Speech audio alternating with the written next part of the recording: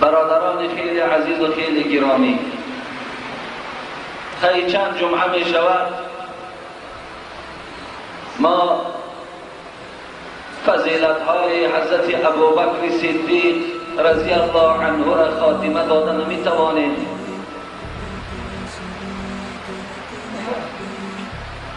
و باز این جمعه هم که باشد از اوصاف ایشان، از فضایل ایشان، از حیات ایشان من به سمع شما میرسانم.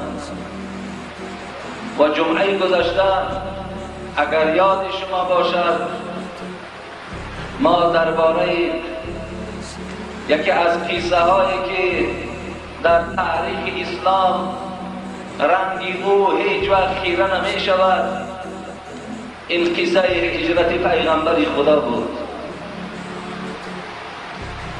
این هجرت با بهترین شخص بعد رسول اکرم ابوبکر صدیق صورت گرفت. ما اگرچند که از جان فدایی و دلسوزی ابوبکر صدیق در این سفر مبارک آگاه شده باشیم، لکن برادران خیلی عزیز و گرامی، شما باید از این هجرت پیغمبر خدا درس بگیرید. این هجرت برای ما چند حکمت ها و چند درس های را باید که بیارد.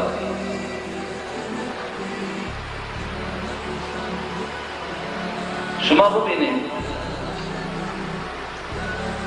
زمانی که حبیب خدا محمد صلی الله علیه و سلم به صحابگان خود با کسانی که اسلام قبول کردند سفارش داد که شما مکه مکرمه را ترک سازید، از این وادی، از این شهر شما بیرون شوید. صحابگان مسلمان های آن دور 50 سال و 60 سال که در یک کوچه، در یک دیهات، در یک شهر حیات بسر می بردن، زن داشتن، فرزند داشتن، مال و اسباب و انجام داشتن، برای خاطر سخن پیغمبر خدا، برای نصرت یافتن دین اسلام این مکان 50 ساله و 60 ساله شان ترک ساختن.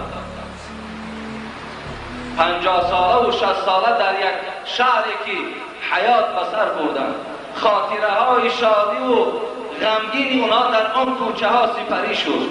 پدر و مادر اونها در همون شهر حیات بسر می بردن، از همه گذشتن و هجرت برای خود اختیار کردند. برادرای عزیز و گرامی، والله که این کار هر شخص نیست. خانه را ترک ساختن، از فرزند و از زن گذاشتن کار هر یک نفر نیست.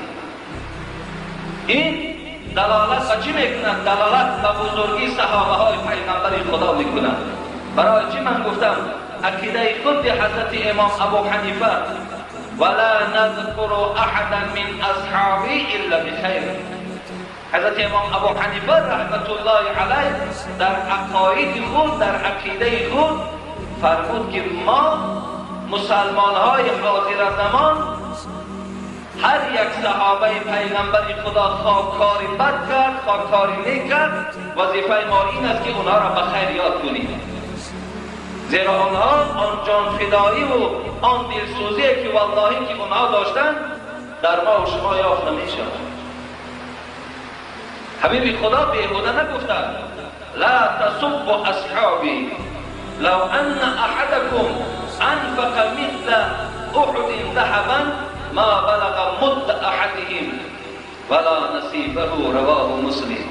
اگر شما گفتن ای بندگان، اشاره به سوی ما و شماست، اگر گفتن برابر کوی احد 100 دانه یا 200 دانه طلا را در راه خدا اگر خیر کنید، حبیب خدا گفت برابر نیم تنگه که صحابه من در زمان خودش خیر کرد برابر شدن نمیتواند.